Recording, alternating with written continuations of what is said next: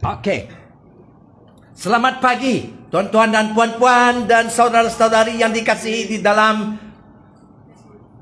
Facebook dulu ya. Ada orang perlu ingat saya apa mau sebut kadang-kadang ya. Dan oke, di dalam kebaktian ini bagi tepuk kepada kamu dan saya sendiri dengan para Tuhan. Kita hadir ya. Selamat pagi. Hari Minggu 28 hari bulan Julai tahun 2024. Haleluya. Ada sukacita? Haleluya. Siapa yang belum ada sukacita? Never mind. Tak apa ya. Oke. So, yang baru, yang lama kita jemput. Welcome. Selamat datang. So, luar biasa sekali. Oke. Pagi ini kita mau terus sambung apa yang telah saya ajar beberapa minggu, yaitu tajuknya adalah karunia-karunia roh. So, pagi ini adalah bagian yang kelima. So, biar kita lambat, tetapi kita dapat. Amin. Dapat apa? Dapat anugerah. Dapat berkat. Ya, dapat kehidupan yang luar biasa. Oke. Dan, saya Pastor Miller Likut. Puji Tuhan, dalam beberapa minggu ini kita sedang belajar dan terus mengajar. Roh Kudus yang mengajar kita. Yes, karunia-karunia roh ini. Yaitu, kita pun mula makin ramai melatihkan apa yang kita pelajari. Amin. Yesus mengata, bukan hanya kita mendengar firman, tetapi kita melakukan firman. Ada amin? Itu adalah berkat. Yang melakukan akan terus tumbuh dan diberkati. Yes, akan indah. So, kita mau mengingatkan sekali lagi, lakukan firman. So, bila kita diajar, terus mengajar, termasuk saya pun masih belajar. Semua kita belajar. Tidak ada seorang yang sempurna di sini. Ada? Tetapi satu hari nanti tidak lama kita akan menjadi sempurna. Amen. Itu pengharapan yang bahagia. So, kita pun melatih, bergerak dalam karunia-karunia roh. Karunia-karunia roh. Bahasa roh.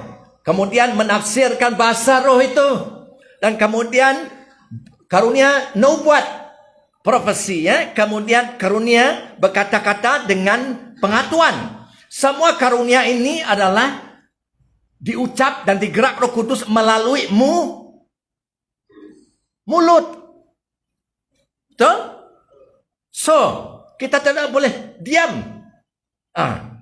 Dengan iman kita menerima, dengan iman kita menggerakkannya, mengucapkannya juga. So, pagi ini saya mau kongsi beberapa poin yang kita lihat bila kita melatih, bila kita melaku. Baru kita sedar, ada masalah kadang-kadang kan? Bila kita melaku firman Tuhan. Bila kita mendengar saja, amen. No problem. Tetapi bila kamu melaku, ada kebaikannya, juga ada masalah. Tetapi bisa diatur. Amin. So, kita mau bertanya, saya mau kongsi, mengajar sedikit juga apa yang saya tahu. Saya pun masih belajar. Tidak ada orang, tidak ada pastor mengata dia tahu semua. Tidak ada. Kita semuanya under shepherd. Pastor. Under shepherd. Siapa is the great shepherd and the chief shepherd? Siapa? Yesus Kristus adalah gembala yang besar. So, saya mau mengajar sedikit apa yang kita alami bila melakukan karunia-karunia roh yang digerak melalui mulut. Apa yang kita alami? Itu penting.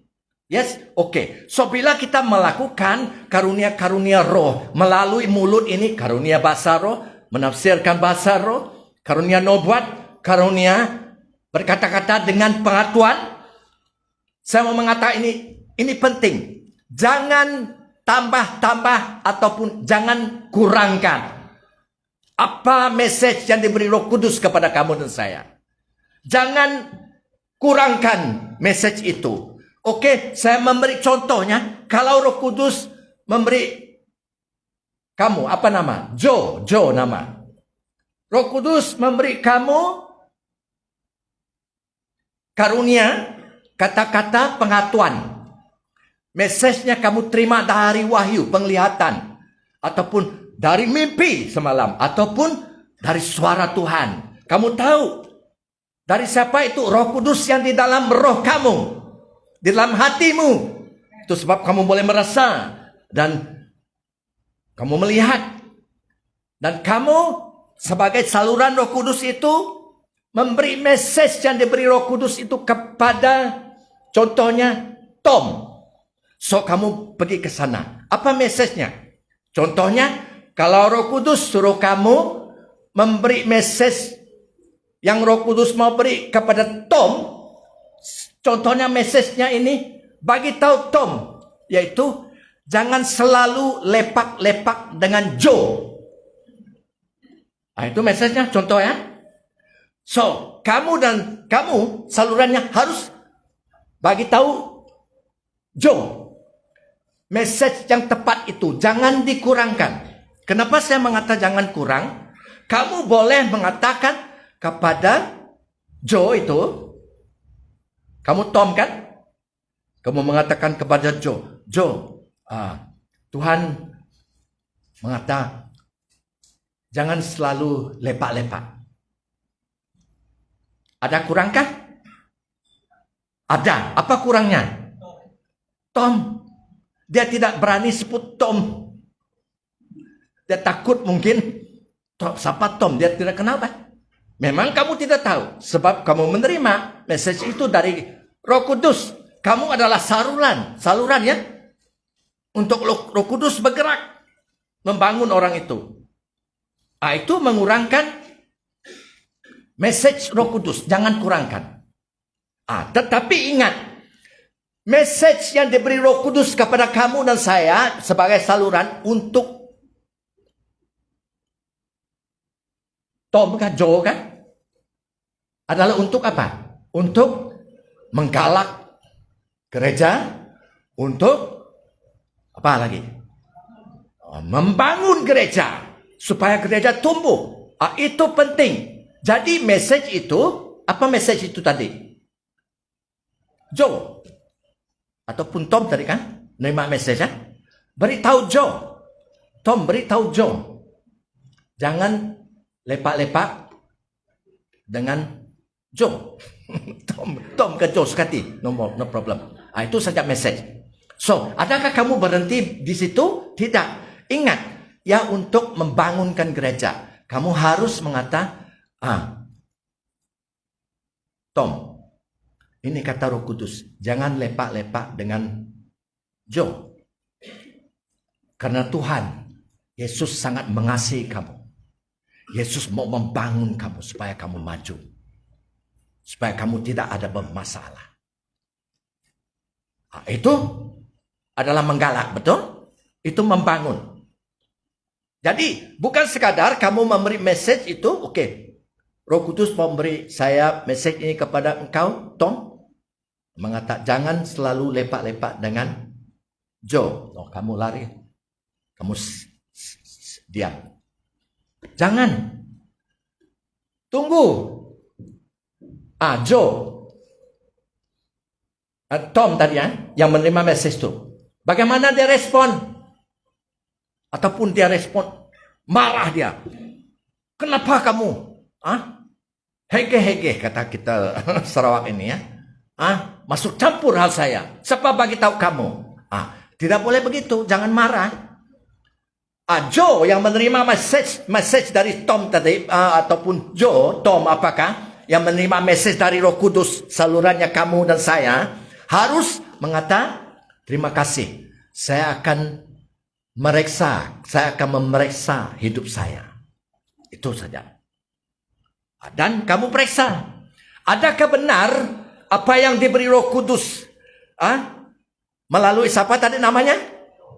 Joe. So Tom ini pikir, periksa hati dia, periksa. Tidak ada pun.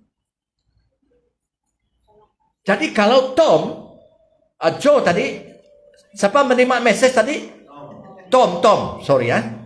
Dan Joe ini, mendengar apa yang message diberi Roh Kudus kepada Tom.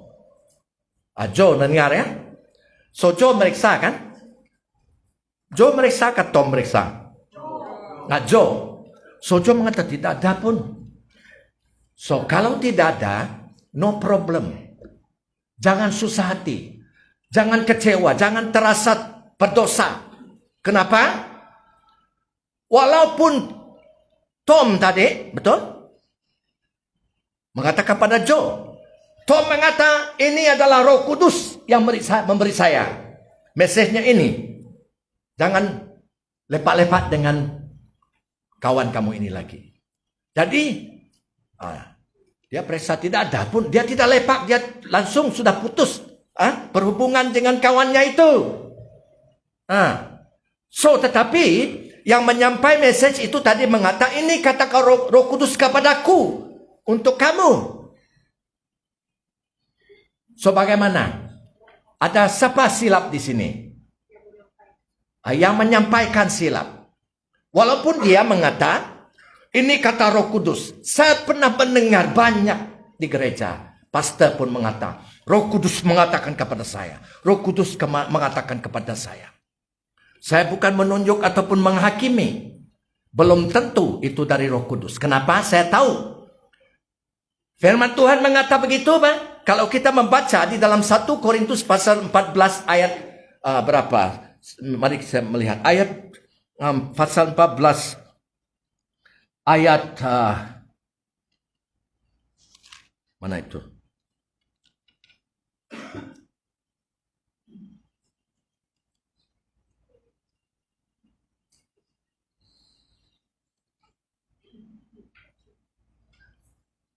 Tidak Pak, saya meloncat sana sini. Roh Kudus beri saya firman, saya lepas saja ya. Oke.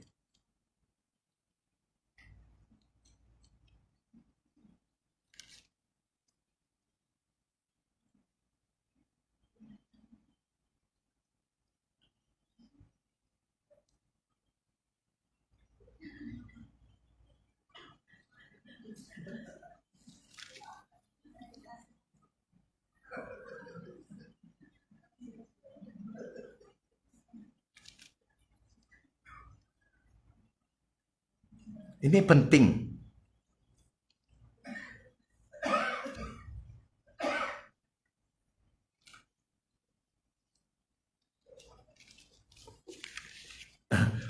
Oke.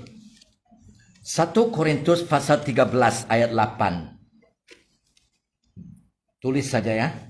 1 Korintus pasal 13 ayat 8 sehingga 12. Saya membacanya. Kasih tidak berkesudahan. Love never fails. Let me ask you, whose love never fails? Kasih tidak berkesudahan, tidak boleh berhenti, tidak putus. Siapa punya kasih ini? Kasih manusia? No. Ini adalah kasih Allah. Kita harus tahu. Kasih Allah kepada kamu dan saya. Dan kamu dan saya memiliki kasih karena kita anak kasih. Allah adalah kasih. Amin. Tidak berkesudahan. Ya terus berterusan ya. Kemudian firman mengatakan nubuat akan berakhir. Karunia roh. Bahasa roh akan berhenti. Pengetahuan akan lenyap. Berartinya karunia berkata-kata dengan pengetahuan juga akan lenyap. Ayat 9. Sebab pengetahuan kita tidak lengkap. Ini dia firman Tuhan. Your knowledge, your prophecy, gift of the Spirit, bahasa roh, menafsirkan bahasa roh, menubuatkan. Tidak lengkap kata firman Tuhan ini. Pengetahuan tidak lengkap dan nubuat kita tidak sempurna, kurang sempurna. Amen. So, yang luar biasa. Saya bertanya, wah, Tuhan, kau sungguh indah. Kau menggunakan kami yang tidak sempurna untuk membangun gerejamu. Amin. Ini luar biasa. Ini cara Tuhan. So kita jangan mengatakan, kami banyak silap di sini. Saya tidak mau tahu tentang karunia-karunia roh. No. Ini perintah Tuhan. Pak Rasul Paulus menulis ini apa yang dia terima dari Tuhan. Ini perintah Tuhan untuk gereja. Untuk kamu dan saya bangun. Jadi saya terus baca lagi. Ayat 12. Ayat 10. Tetapi jika yang sempurna tiba, maka yang tidak sempurna itu akan lenyap. Apa maksud ayat ini? Pernah tanya? Kita terus baca ya. Ayat 12. Karena sekarang kita melihat dalam cermin suatu gambaran yang samar-samar. Berarti gambaran yang tidak jelas.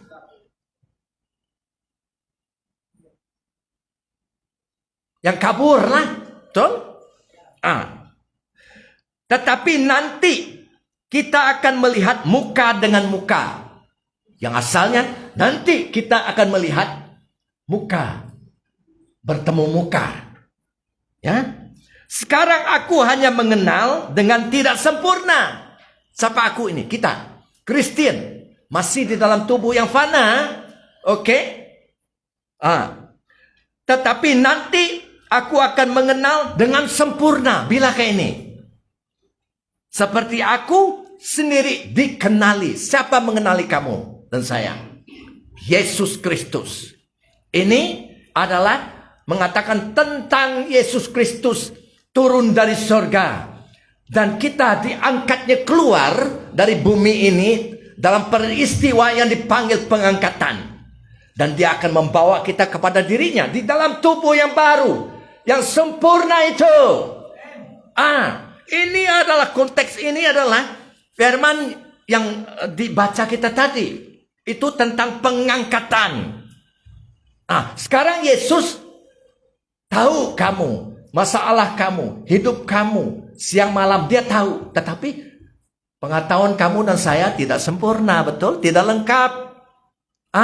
So no problem. Kalau ada seorang itu bergerak dalam karunia roh, bahasa roh menafsirkan, bahasa roh itu ataupun nubuatkah ataupun karunia berkata-kata dengan pengetahuan, dia boleh silap. Bagaimana kamu dah silap? Kamu cek diri sendirilah. Adakah apa yang dikata dia itu betul-betul berlaku pada kamu? Kalau dia mengata kamu ada dosa ini, cek, periksa. Kalau ada, senang saja. Akui dengan Tuhan, bukan akui dengan dia. Akui dengan Tuhan. Bertobat. Ampunkan aku Tuhan, aku lupa. So semuanya beres. Jadi besok paginya, bila kamu bertemu dengan orang A itu, kamu orang B tadi, kamu boleh senyum. Tidak ada hati, ini dia mengata saya, nanti tidak mau melihat dia. No. Itu bukan gereja. Gereja adalah kamu dan saya saling mengasihi diri dari dalam hati dengan sepenuhnya. Itu gereja. Kita perlu belajar ya, betul? Kadang-kadang kita marah apa? Kadang-kadang apa orang itu melihat saya semacam aja. Kalau perempuan itu melihat saya begitu, rindulah hati saya, tetapi dia ini orang lelaki. Salah. Itu gurau ya? Boleh gurau Pak?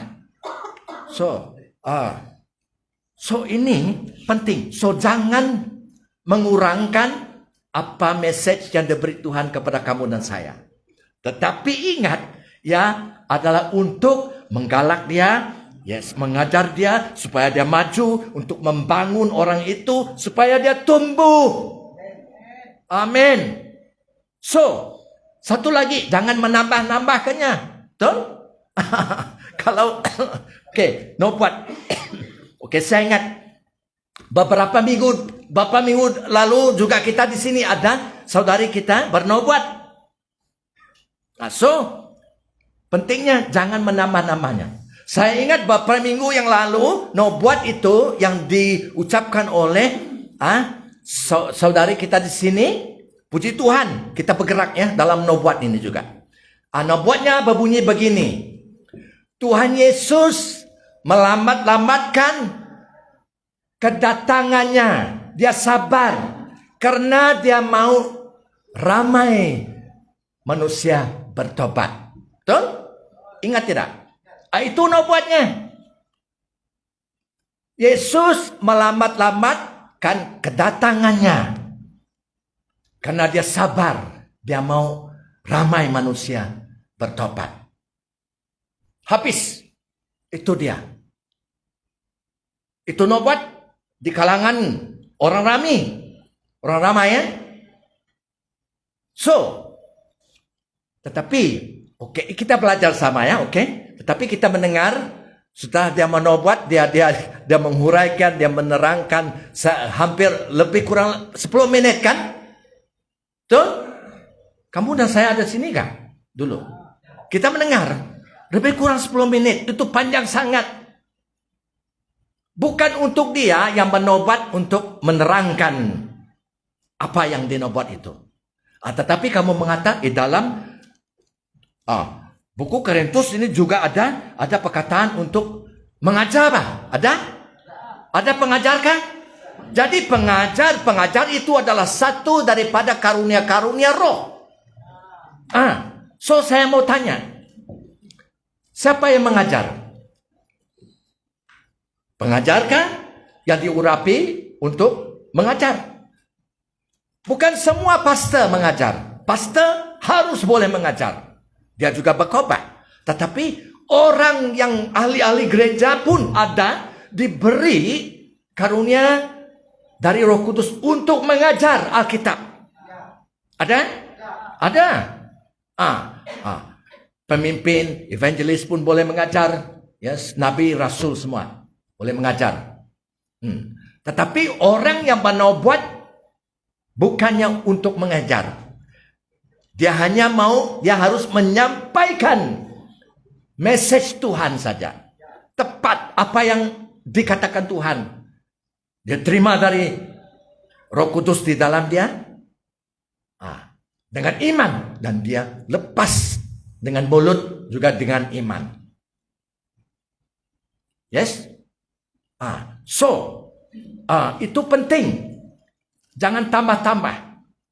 So, kita mau melihat dalam Efesus pasal 4 Efesus pasal 4 ayat 11 sampai berapa? 13. Saya baca. Selain daripada karunia-karunia roh yang di dalam Korintus dan juga di dalam Roma ada karunia roh. Surat Petrus pun ada. Selain daripada karunia-karunia roh itu, Tuhan juga membangun gerejanya dengan 5 pelayanan di dalam Efesus pasal 4. Saya baca ayat 11 sampai 12 sampai 13 ya. Oke. Dan ialah di sini Yesus Kristuslah yang memberikan. Dalam satu perkataan kita di sini, Yesus Kristuslah yang memberikan. Dalam satu perkataan lain, yang melantikkan. Itu dia. Appointed. Yes. Yesus Kristus yang melantikkan baik rasul-rasul maupun nabi-nabi, baik pemberita-berita Injil maupun gembala-gembala. Gembala-gembala itu adalah pastor-pastor seperti saya ya. Dan pengajar-pengajar ada? Jadi bukan untuk yang bernubuat ataupun yang memberikan message Tuhan itu untuk menghurai ataupun untuk mengajarkannya. Jadi kita kembali kepada nubuat itu. Apa nubuat itu? Yesus Kristus melambatkan kedatangannya karena dia sabar dan mau manusia ramai lagi bertobat. Itu saja yang dinubuat. So kalau kamu seorang pengajar, kamu kemudian boleh berdiri. Kamu mengajar. Maksud nubuat itu, kedatangan Yesus kedua kali. Apa? Kedatangan Yesus kedua kali. Orang baru tidak tahu. Kedatangan Yesus kedua kali yang dimaksudkan nubuat itu adalah kedatangan Yesus turun dari surga dan dia terus di atas awan sana mengangkatkan kita gerejanya dan mengubahkan tubuh kita yang fana itu kepada tubuh yang mulia, dan kita dibawa dia ke atas udara dan dia membawa kita balik ke surga. selama 7 tahun.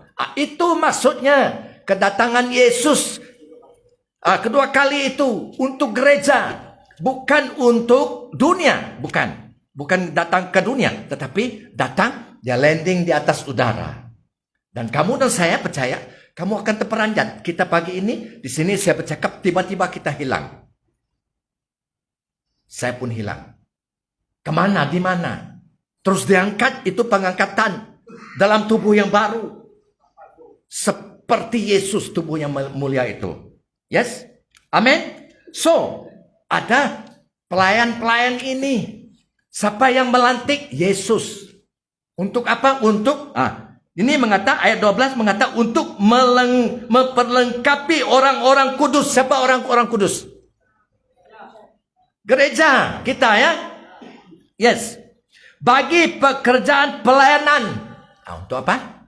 Jadi saya di sini pastor untuk apa? Melengkapkan kamu dan saya sendiri untuk pelayanan Tuhan.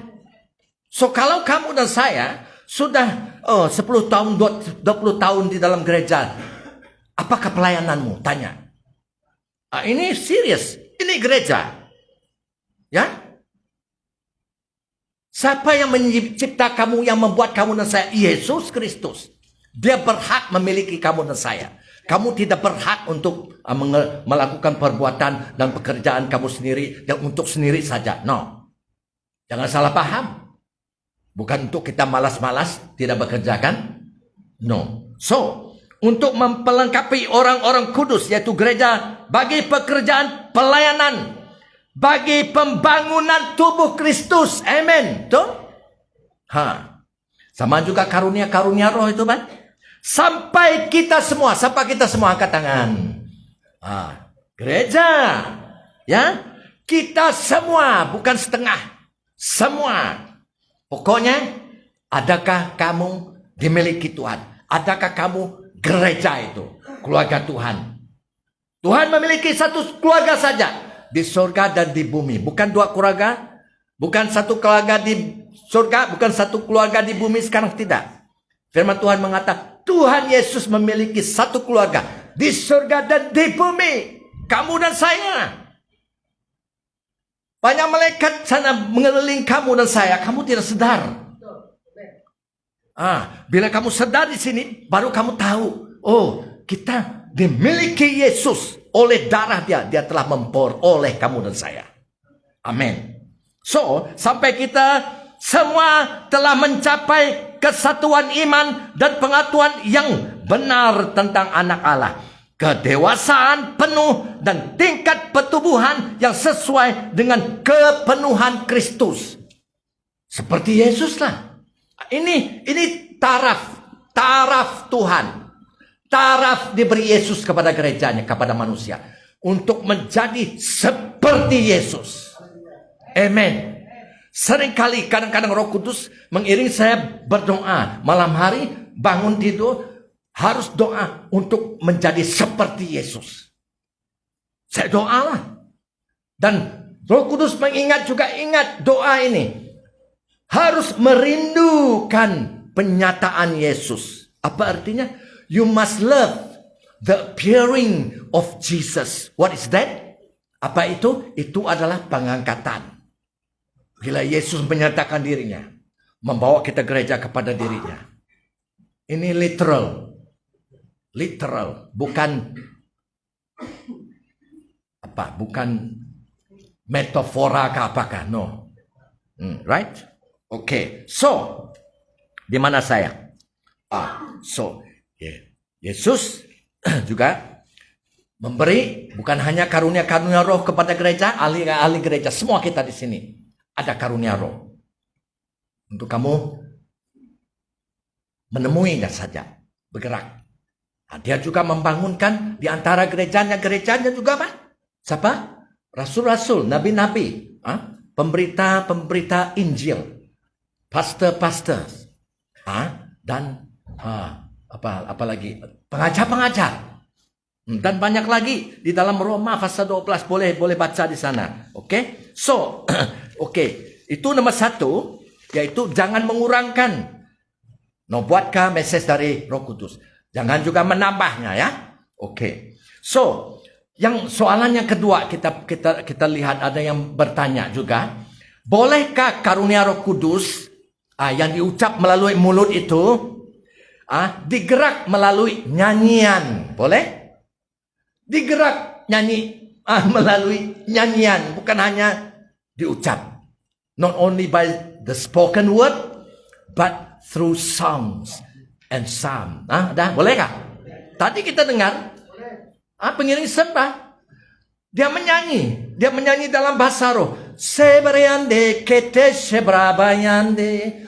Kemudian dalam bahasa yang kita mengerti, dia menafsirkan nyanyiannya itu. Oke. Kita melihat di dalam 1 Korintus pasal 14 ayat 14 sampai 16. Saya baca ya. Sebab ini kata Rasul Paulus, diurapan oleh Roh Kudus menulis kepada gereja Korintus. Ayat 14, sebab jika aku berdoa dengan bahasa roh. Bahasa apa? Halo? Bagaimana bunyinya? Oke. Jika aku berdoa dalam bahasa roh, maka rohku lah yang berdoa. Siapa yang berdoa? Rohku, roh kamu. Bukan pikiran kamu, roh. Ya. Tetapi akal budiku tidak turut berdoa. Berarti pengertianku tidak ada. Karena rohku yang berdoa. Oleh Roh Kudus. Betul? Jadi kata Paulus di sini, apakah yang harus kubuat? What shall I do now? Aku akan berdoa dengan rohku. Bagaimana tadi? Aku akan berdoa dengan rohku. Berdoa apa itu? Bahasa roh. Tetapi aku akan berdoa juga dengan akal budiku, dengan pengertianku. Jadi doa di sini. Aku akan berdoa dengan rohku, yaitu berdoa dalam bahasa roh. Sebrandokote berapa papa. Dan aku juga akan berdoa dengan akal budiku, pengertianku. Oh Tuhan, berikan aku karunia-karunia roh ini sebanyak-banyaknya, supaya aku terus dipakai Engkau untuk membangun gereja-Mu Tuhan. Amen. Ini contoh. Ya. Dan kemudian aku akan menyanyi dan memuji dengan rohku. Bagaimana aku menyanyi dan memuji dengan rohku? Menyanyi dan memuji dalam bahasa roh lah. Coba yuk dengar.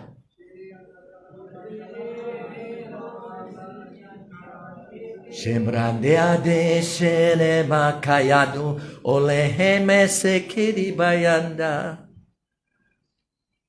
Kami mau memuliakan hanya nama-Mu Yesus, supaya bumi penuh oleh kemuliaan-Mu. Itu contoh. Itu menyanyi dalam bahasa roh. Dan juga menyanyi dalam bahasa yang kita mengerti. Amin. Ada kefahaman? Oh, bagus. Oke. Oke. Aku akan menyanyi dan memuji dengan rohku, yaitu bahasa roh. Tetapi aku akan menyanyi dan memuji juga dengan akal budi. Ya? Dengan pengertianku. Sebab jika engkau mengucap syukur dengan rohmu saja, yaitu dengan bahasa roh saja, bagaimanakah orang biasa yang hadir sebagai pendengar dapat mengata amin? Dapat mengata setuju. Kenapa? Atas pengucap syukurmu. Bukankah ia tidak tahu apa yang engkau katakan? Dia tidak paham. Betul? Kamu cakap kuramade baradia di si berapa dapat. So, jadi kamu orang lain pun menunggu macam mana mau mengamennya, saya tidak paham, betul? Karena dia dalam bahasa roh. So, juga dia harus dalam bahasa yang kamu dan saya mengerti, dapatlah dia mengamen. Ini dalam konteks kebaktian. Oke, ini penting sekali, ya. Oke. Jadi kita boleh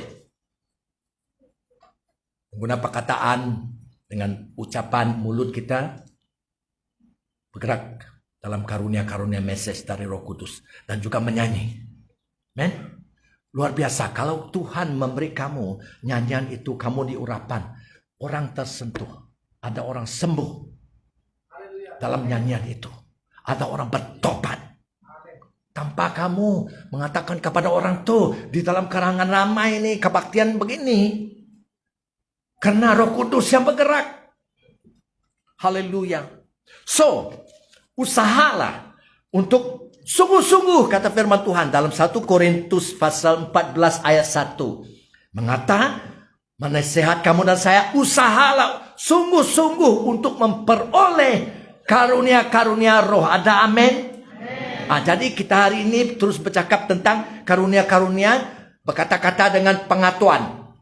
Oh, kamu mengata amin. Oke, saya mau berusaha untuk mendapat karunia-karunia, berkata-kata dengan pengatuan. Oh, berikan saya Tuhan supaya saya tahu apa-apa yang tersembunyi di dalam hati orang itu. Oh, apa dosa-dosa tersembunyi dalam hati orang itu. Saudara, harus mengetahui ini. Karunia-karunia roh bukan untuk sengaja-ngaja mencari kesalahan orang. Tuh?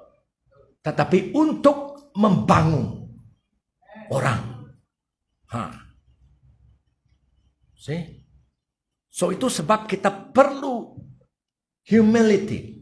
Perlu merendahkan diri. Perlu menghormat yang lain lebih daripada diri kita. Itu firman Tuhan. Perlu mengasihi, didorong dengan kasih. Yes, be led by love. Luar biasa. Kita orang supernatural. You agree? Kita orang yang ajaib. Orang ajaib bergerak dengan hidupan yang ajaib. Siapa memberinya? Roh Kudus yang ajaib. Roh Allah sendiri.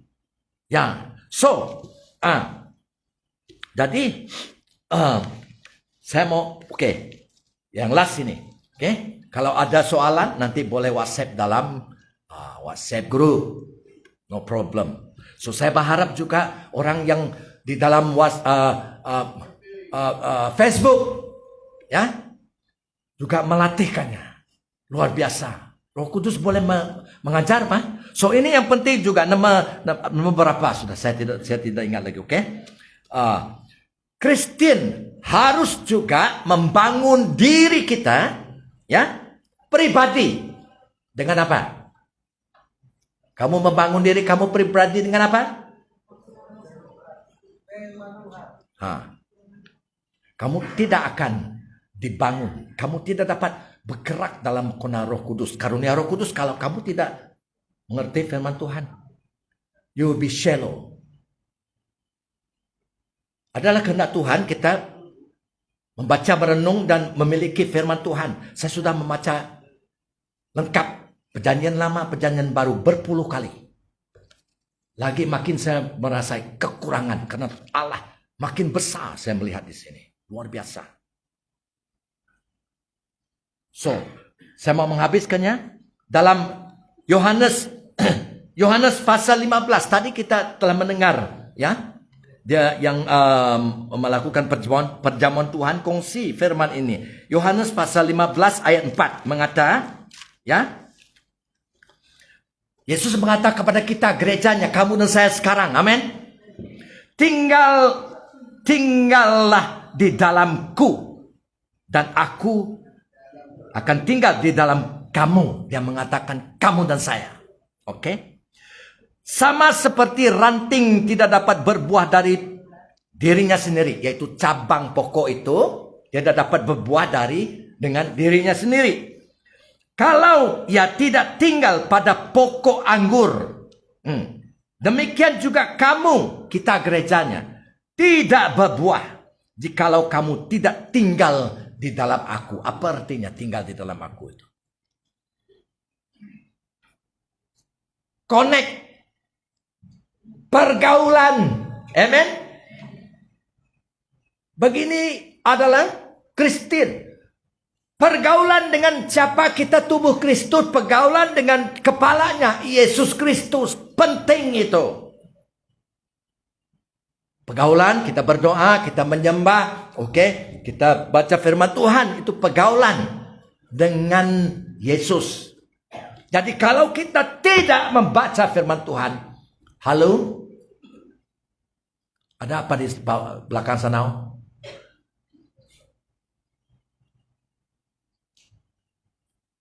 Jadi kalau kita tidak ada firman Tuhan, tidak ada apa-apa lah. Banyak orang mengatakan diri Kristen, tidak tahu apa-apa. Itu sebab hidupnya tidak berubah. Oke, saya baca lagi. Ayat 7. Jikalau kamu tinggal di dalam aku, kata Yesus, dan firmanku. Firman siapa? Ini dia.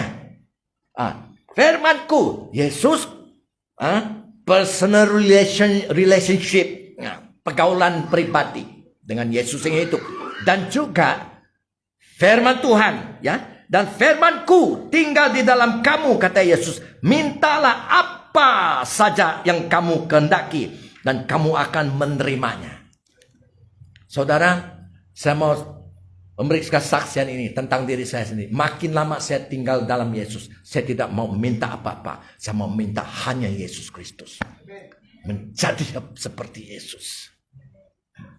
Beres. Dan saya mau mengatakan, saya tidak pernah kekurangan. Amen. Oke. Last. Dalam hal ini Bapakku dipermuliakan, yaitu jika kamu berbuah banyak. Berbuah. Buah apa? Buah durian. Tiba-tiba buah durian di dalam pikiran saya. Tidak mengapa saya suka buah durian, Mas. Sekali saya makan banyak sekali. Oke, gurau ya. Oke. Jadi kamu akan berbuah banyak. Apa itu? Buahnya adalah pekerjaan baik. Good work. Ya. Buahnya adalah pelayanan. Apalagi? Buahnya juga buah roh di dalam Galatia pasal 5 kan? Buah roh. Satu buah itu ada 9 perisanya. Tes. Berarti itu kehidupan Yesus. Ini kehendak Tuhan. Ya. So, Tuhan mau membangun kamu dan saya. Bagaimana? Melalui kamu dan saya juga. Dengan Dia memberi kamu Roh Kudus. Dan Roh Kudus memberi kamu dan saya karunia-karunia roh. Dan kemudian Tuhan melantikkan rasul-rasul, nabi-nabi, penginjil-penginjil, pastor-pastor, dan pengajar-pengajar. Dan kemudian kita harus pribadi bergaul dengan Yesus dan firman Tuhan. Amin. Saya mau menggalak kamu. Tolong baca. Saya berdoa. Tidak ada yang lain terpenting di dalam hidup kamu dan saya. Bila kita di sorga banyak orang menangis, firman Tuhan dan mengatakan, God will wipe away their tears. Why? Banyak orang menyesal. Tetapi, belly escape the fire. Berartinya, sedikit lagi mau masuk neraka. Tapi, masuk juga di sorga. Tidak ada apa-apa. Kenapa? Keluar masuk, hari Minggu datang, hari Minggu keluar datang. Itu saja. Tidak ada pergaulan hidup. Tidak pernah membaca firman Tuhan. Tidak ada pergaulan hidup dengan Tuhan. Allah kita hidup, Tuhan hidup. Dan Dia memberi kita yang terbaik sekali. Kemuliaan bagi Tuhan Yesus. Amin. Amin. Haleluya. Terima kasih. Jadi kita bertemu lagi